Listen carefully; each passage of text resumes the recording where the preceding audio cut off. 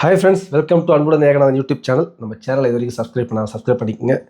S, இன்றைக்கி டைட்டிலே அதான் வச்சுருக்கோம். எம்எஸ் தோனி இல்லாத தலைவனும் இல்லாத மேட்ச்சு சிஎஸ்கேக்கு சாதகமாக பாதகமாக அப்படின்னு சொல்லிட்டு. ஆக்சுவலாக பார்த்தீங்கன்னா சும்மா நம்ம அப்படியே பேசுகிற மாதிரியே வச்சுக்கலாம், கேஷுவலாகவே போகலாம். இப்போ எம்எஸ் தோனி பார்த்தீங்கன்னா காஃப் ஸ்டைன் இன்ஜுரி பார்த்தீங்கன்னா ஒரு 2 வாரத்துக்கு ஆடப்பட்டார். குறைஞ்சபட்சம் 4-5 மேட்ச் மிஸ் பண்ணுவாங்கன்னு சொல்லிட்டு சிஎஸ்கே ஆஃபீஸராக சொல்லியிருக்காங்க. ஸோ அவரால் என்ன பண்ண முடியலன்னா அந்த காஃப் ஸ்டைனால் ஆட முடியாது. ஸோ அதை நம்ம அந்த வீடியோஸ்லாம் வந்துச்சு, கொஞ்சம் அப்படியே நொடிட்டு போகிற மாதிரி லைட்டாக அவரால் கம்ஃபர்ட்டாக போக முடியல. ஸோ அதுக்கான இதுவும் ஸ்டார்ட் பண்ணிட்டாரு வச்சுக்கலாம். 2 வாரத்தில் ரிட்டர்ன் வந்துடுவார். ஸோ அவர் இல்லாமல் ஒரு பிளேயிங் லெவல் போக போகிறாங்க. ஸோ அதாவது களத்தில் கண்டிப்பாக இருக்க போதில்ல, ஒரு இம்பாக்ட் பிளேயராக இருக்க போதில்ல, பிளேயிங் லெவலில் இருக்க போகிறதில்ல, கிரவுண்டுக்கு அந்த ரோப்புக்கு வெளியே தான் உட்காந்துட்டு இருக்க போகிறாரு. ஸோ அவர் இல்லாத டீமை ருத்ராஜ் கெய்க்வாட் எப்படி கொண்டு போகிறான்றதான் கேள்வி. எஸ், இதுக்கு சென்னை ரெடியாக இருக்காங்கன்னா கண்டிப்பாக ரெடியாக இருந்தாங்க. இது லாஸ்ட் இயரே ரெடி ஆகிருப்பாங்க. ஏன்னா லாஸ்ட் இயரில் வந்து எல்லாமே அனலைஸ் பண்ணிட்டாங்க. லாஸ்ட் இயரில் வந்து திரிபாதி, ஹூடா அண்ட் விஜய் சங்கர் நிறைய பிளேயர் எடுத்தாங்க. ஈவன் தூபே எல்லாருமே பார்த்தீங்கன்னா ஸ்ட்ரகிள் ஆனாங்க. ஓரளவுக்கு தூபே கை கொடுத்தாலும் பட் எல்லாருமே ஸ்ட்ரகிள் ஆனாங்க. ஈவன் எம்எஸ் தோனி அவருமே கொஞ்சம் ஸ்ட்ரகிள் ஆனார். டீமில் வந்து நிறைய மிஸ் ஆகிருந்துச்சு. ஏன்னா ருத்ராஜ் கெய்க்வாட் சடனாக இன்ஜூரின்னு கிளம்பிட்டார். திடீர்னு தோனி டேக் ஓவர் பண்ணணும் அப்படின்னு சொல்லிட்டு நிறைய விஷயங்கள் நடந்துச்சு. பேட்டிங் கை கொடுக்கல, ஹோம் கிரவுண்டில் நிறைய தோத்தன்ற பட்சத்தில் ஸோ சிஎஸ்கே மேனேஜ்மெண்ட் டுக் டிசிஷன், நமக்கு ஒரு நல்ல பிளேயர் தேவை, ஃப்யூச்சராகவும் தேவைன்னு சொல்லிட்டு தான் அவங்க என்ன பண்ணாங்க. ஓகே, ஏன்னா நமக்கு நல்லாவே தெரியும் எம்எஸ் தோனியோட கெரியர்ன்றது இன்னும் ஐபிஎல்ல 1 இயர் முடிஞ்சிச்சு. இந்த வருஷத்தோட எனக்கு தெரிஞ்சு மேக்ஸிமம் போனால் அடுத்த வருஷம், பட் அதுக்கு வாய்ப்பு இல்லை. 90% இந்த வருஷத்தோட முடிஞ்சிடும். ஸோ அப்படின்ற பட்சத்தில் அவங்களுக்கு நல்லாவே தெரியும். ஸோ ஒரு பிளேயரை உள்ளே கொண்டு வரணும். ஸோ அவர் வந்து கொஞ்சம் எக்ஸ்பீரியன்ஸாக இருக்கணுன்ற பட்சத்தில் தான் அவங்க வந்து சஞ்சு சாம்சன் உள்ளே கொண்டு வந்தாங்க. ஸோ சஞ்சு சாம்சன் உள்ளே வந்த பிறகு தான் இங்கே நிறைய பேருக்கு ஹோப்பே வந்துச்சு. ஈவன் நமக்கு ஜடேஜாவை ட்ரேட் பண்ண பிறகு அதில் நிறைய மன கஷ்டம் இருந்துச்சு, அது வேற கதை. ஆனால் ஒன்ஸ் சஞ்சு சாம்சன் உள்ளே வந்த பிறகு தான் நமக்கு ஒரு பாசிட்டிவ் வைப் ஸ்டார்ட் ஆச்சு. அதுலேயும் வேர்ல்ட் கப் அவர் ப்ரூவ் பண்ண பிறகு இங்கே ஆல்மோஸ்ட் எல்லாருமே தெரியும் நமக்கு வந்து பயங்கரமான பாசிட்டிவிட்டி இருக்குது நம்ம டீம் பேட்டிங்கில். சரி, ஓகே, என்ன ப்ரோ தோனி இல்லாத எப்படி நீங்கள் சஞ்சு சாம்சனோட ஒப்பிடுறீங்கன்னு ஒரு கேள்வி வரும். என்ன நடந்திருக்கு ஒரு 3 பாயிண்ட் சொல்கிறேன் கேளுங்க. ருத்ராஜ் கெய்க்வாட் அவர் ரீசெண்டாக இன்டர்வியூ சொல்லியிருந்தார் அபினவ் முகந்த் கூட, அதுலேருந்தே சொல்கிறேன். ஸோ அவர் என்ன சொன்னார்னா, நான் வந்து இந்த மாதிரி டீம் மீட்டிங் பண்ண போகிறோம், நீங்கள் வாங்கன்னு சொல்லி கூப்பிட்டதுக்கு எம்எஸ் என்ன சொல்லியிருக்காருன்னா, நான் இல்லாத டீம் மீட்டிங் நடத்த கற்றுக்கோங்க, ஃப்ளம்மிங் கூட ஃப்ளம்மிங் கூட எல்லாத்தையும் கேட்டுங்க. ஸோ ஃப்ளம்மிங் கூட தான் நீ இதுக்கு டைம் அதிகமாக ஸ்பெண்ட் பண்ணணும் அப்படின்னு சொல்லியிருக்காரு எம்எஸ். ஸோ நீங்கள் போயிட்டு மீட்டிங் கண்டக்ட் பண்ணுங்கள், நீங்கள் என்ன பாயிண்டராக பேசிக்கிங்க, நீங்கள் என்ன சொல்கிறீங்களோ நான் மேட்ச்சில் இருக்கும் பட்சத்தில் அதை ஒபே பண்ண போகிறேன் அப்படின்னு தெளிவாக சொல்லியிருக்காரு. ஸோ அதுக்கேற்ற மாதிரி நாட் ஈவன் 1 மினிட் அங்கே வந்து எம்எஸ் வந்து அட்டனே பண்ணல. ஸோ எல்லாமே ருத்ராஜ் கெய்க்வாடு என்னோட டாக்டிக்ஸ் தான், இதை தான் நம்ம பண்ண போகிறோம். ஸோ ஃபஸ்ட் மேட்ச் அகைன்ஸ்ட் ஆர்ஆர்னா நம்ம இதை பண்ணலாம், கவுகாத்தி பிச்சுனா என்ன பண்ணலாம், ஸ்டீஃபன் ஃப்ளமிங் வச்சுக்கிட்டு ஸோ பிளேயர்ஸோட இவர் கேஷுவலாக போயிருக்காரு ருத்ராஜ். ஸோ அங்கே எம்எஸ் சுத்தமாக உள்ளே வரல. அப்போது ருத்ராஜுக்கு ஒரு விஷயம் நல்லா தெரிஞ்சிருச்சு, இதுக்கு எம்எஸ் இல்லாத ஒரு பிளேயிங் லெவனோ இல்லை ஒரு டீமோ நாம் இதுக்கு கொண்டு போகணும் மூவிங் ஃபார்வேர்டு அப்படின்னு சொல்லிட்டு. ஸோ இது ஒரு பாயிண்ட்டு அங்கேயே அவருக்கு தெரிஞ்சிருக்கும். அதனால் அவர் வந்து மென்டலி கொஞ்சம் ஸ்ட்ராங்காக தான் இருந்திருப்பார். எம்எஸ்ன்றது நமக்கு ரொம்ப நாள் கூட வரப்போகிறதில்ல தலைவர் அப்படின்னு சொல்லிட்டு.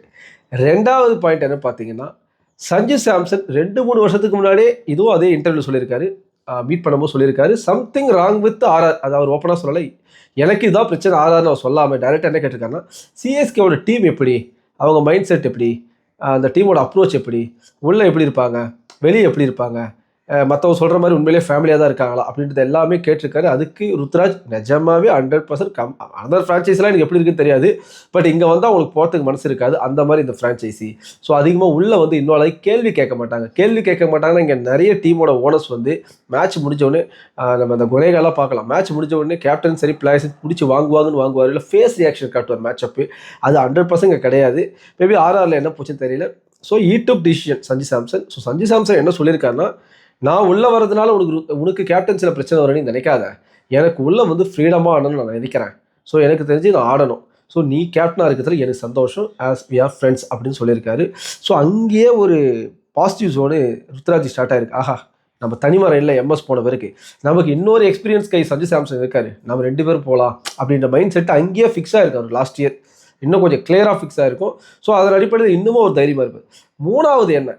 மூணாவது ருத்ராஜ் கெய்க்வாடுக்கு என்ன கொஞ்சம் சாதகன்னு பார்த்தீங்கன்னா, இப்போ உள்ள எம்எஸ் இல்லை. அப்போனா தைரியமாக அவர் வந்து ரூல்ஸ் அவர் வந்து ஒரு ஆர்டர் போடலாம், உருவில் நீங்கள் இங்கே போகலாம். இதுக்கு முன்னாடி பார்த்தீங்கன்னா திரிபாதி, ஹூடா ஒன்று அவர் கூட ஆடினவங்க, இல்லை சீனியர்ஸ் இந்த மாதிரி இருந்தாங்க, விஜய் சங்கர் எல்லாம்.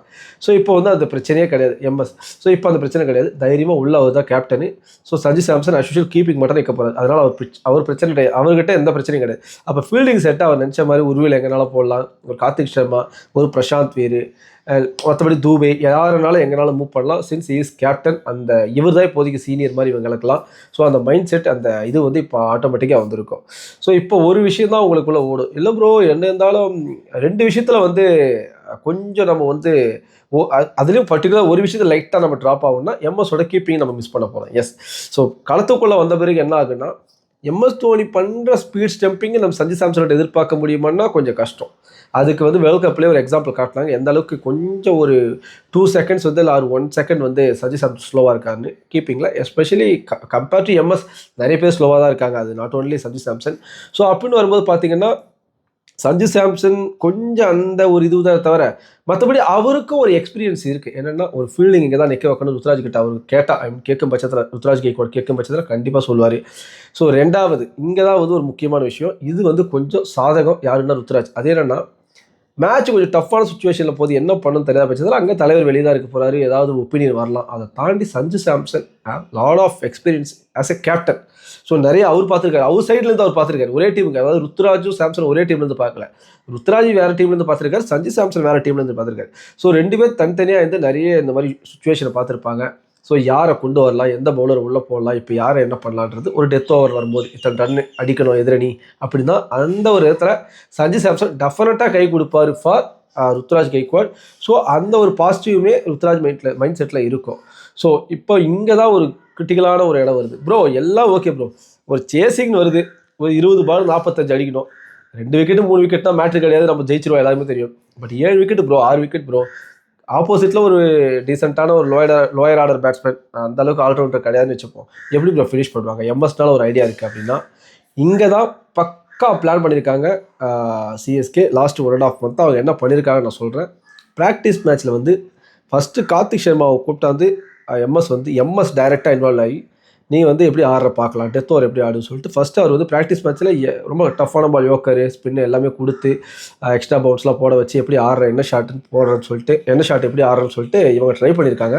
ஸோ ப்ராக்டிஸ் மேட்ச்சில் 100% வந்து ரொம்ப இம்ப்ரெசிவாக கார்த்திக் சர்மா வந்திருக்காரு. அதனால் அவர் என்ன பண்ணியிருக்காரு, எம்எஸ் அவர் டைரெக்டாக போயிட்டு மேட்ச் சிமுலேஷன் எடுத்துகிட்டு போயிட்டாங்க.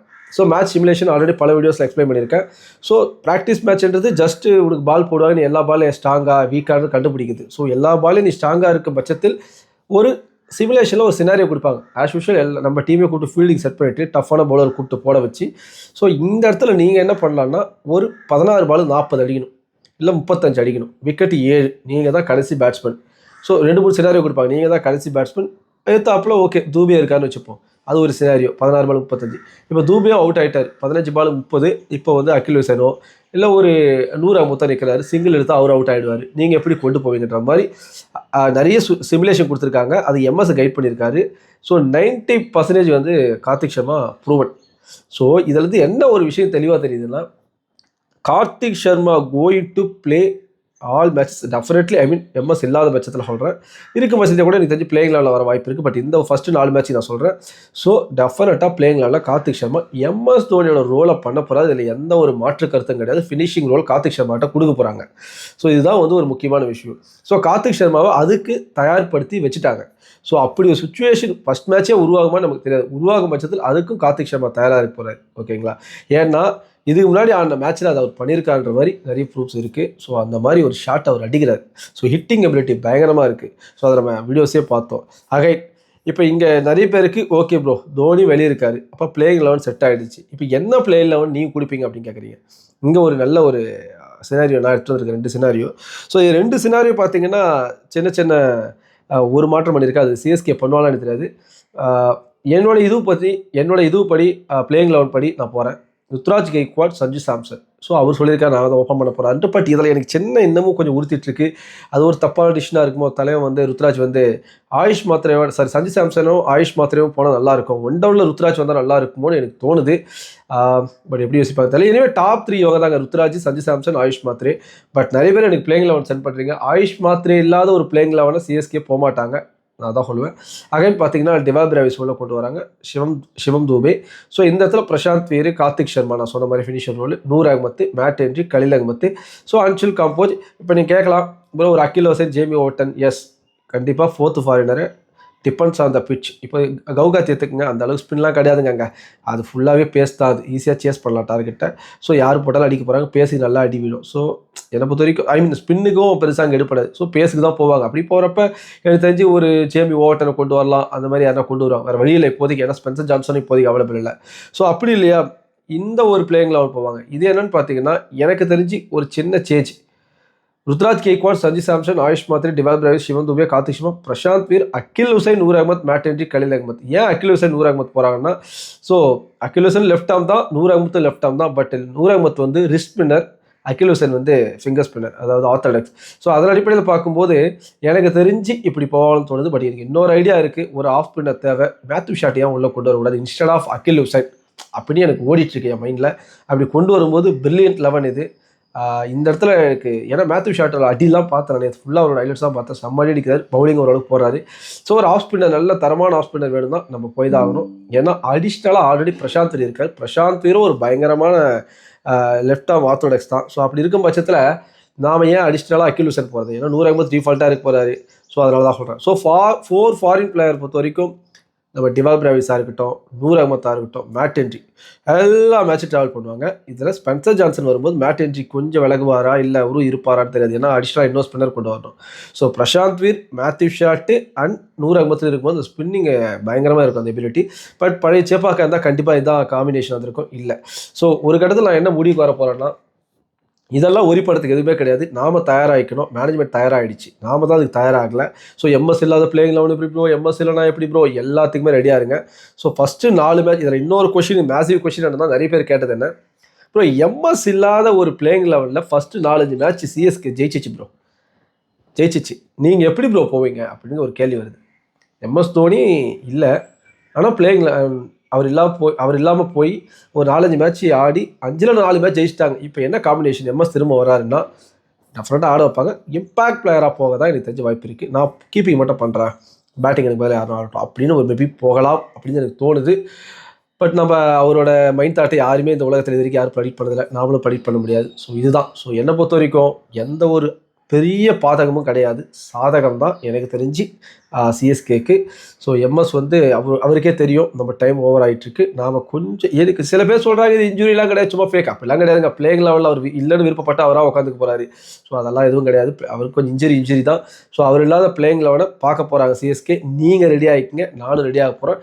ஃபஸ்ட் டைம் ஒரு 4-5 மேட்ச். ஏன்னா இதுக்கு முன்னாடி அவர் ஒரு வருஷம், ஐ மீன் இத்தனை வருஷம் கிரிக்கெட் கெரியர்லேயே ஒரு 4-5 மேட்ச் தான் ஐபிஎல்லில் வந்து சிஎஸ்கேக்காக ஆடாமல், மேபி இன்ஜுரி இல்லை பர்சனல் ரீசனாக இருக்கலாம், பர்சனல் ரீசனாக இருக்கலாம்.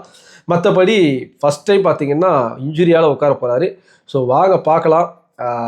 அதுவும் 4-5 மேட்ச், நான் ஒரு மேட்ச் சொல்லலாம், 4-5 மேட்ச் இன்ஜுரியால் உட்கார போகிறாரு. ஸோ வாங்க பார்க்கலாம். அவர் இல்லாத ஒரு பிளேயிங் லெவல் எப்படி இருக்குன்னு பார்க்க போகிறோம். ஸோ அகைன்ஸ்ட் ஆர்ஆர் என்னை பொறுத்த வரைக்கும் சிஎஸ்கே ஆஸ் ஸ்ட்ராங் ஸ்குவாட் அவங்கள கம்பேர் பண்ணுறப்ப பேட்டிங் வச்சு டெஃபினட்டாக மேமிங் சிஎஸ்கே ஃபஸ்ட் பேட்டிங்கன்னா 220 அது மாதிரி நான் எதிர்பார்க்குறேன்.